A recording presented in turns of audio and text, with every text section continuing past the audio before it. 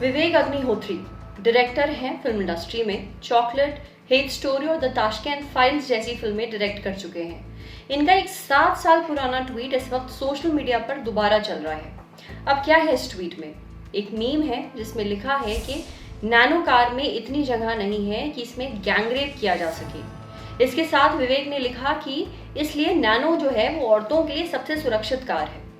अब ये tweet delete कर दिया गया है और उसका जो आर्काइव्ड वर्जन है वो आप इस वक्त देख सकते हैं। हाल ही में बॉयज लॉकर रूम के चैट के स्क्रीनशॉट काफी वायरल हुए, जिसके बाद रेप और लड़कियों की सुरक्षा पर नई बहस छिड़ गई है। लोग बात कर रहे हैं कि किस तरह स्कूल कॉलेज में पढ़ने वाले कम उम्र के लड़के लड़कियों की नग्न तस्वीरें लीक करने और उनके रेप करने की बातें करते हैं। अब इसी बहस के बीच ये ट्वीट फिर से इंटरनेट पर तैरने लगा है और लोगों ने विवेक अग्निहोत्री को जो है क्रिटिसाइज करना शुरू कर दिया है उनके इस ट्वीट के लिए।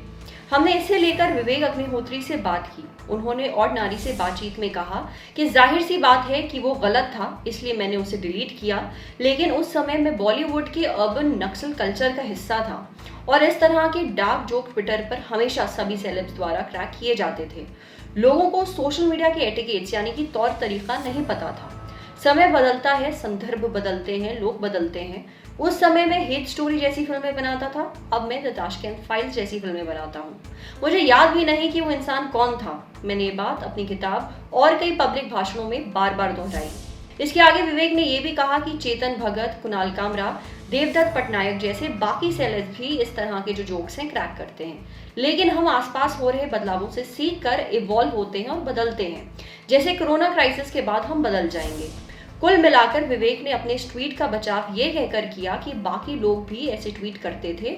महिलाएं भी 3 इडियट्स फिल्म में बलात्कार वाला जोक सुनकर खूब हंसी थी और बॉलीवुड के अर्बन नक्सल उन्हें टारगेट कर रहे हैं। अब जिस बीच इतनी देर में आपने ये सब सुना है, उतनी देर में एक महिला अपने रेप की रिपोर्ट दर्ज करा चुकी है। रेप का शिकार हुई हर चौथी लड़की नाबालिग होती है। लगभग हर मामले में रेप करने वाला उसकी जान पहचान का होता है। जब तक आप ये सुनकर इस बारे में भूल भी चुके होंगे, तब तक 90 रेप के मामले रिपोर्ट हो चुके होंगे। कितने मामले ऐसे होंगे जो पुलिस थाने तक पहुंचेंगे भी नहीं। इन्हीं आंकड़ों के बीच आपको कहीं ऐसे जोक भी दिखाई देंगे।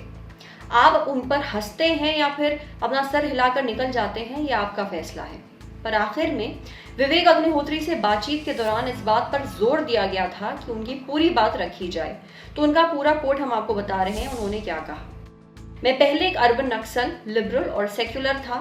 फिर मुझे पता चला कि मैं भारत के शत्रुओं से प्रभावित था और उन्होंने मुझे गलत दिशा में धकेल दिया था ताकि मैं भारत और हिंदुओं के खिलाफ काम करूं।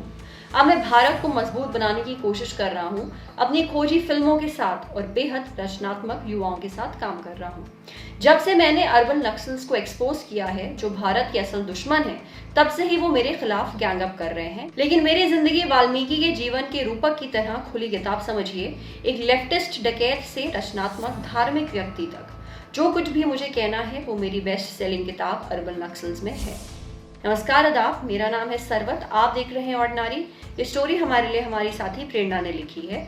अगर ये वीडियो फेसबुक पे देख रहे हैं तो हमारे फेसबुक पेज को लाइक करिए। यूट्यूब पे देख रहे हैं तो प्लीज़ हमारे चैनल को सब्सक्राइब करिए। बेल आइकन पर ज़रूर क्लिक कर दीजिए ताकि जब भी हम कोई नया वीडियो अपलोड करें तो उसका नोटिफिकेशन आप तक सबसे पहले पहुँचे। Thank you.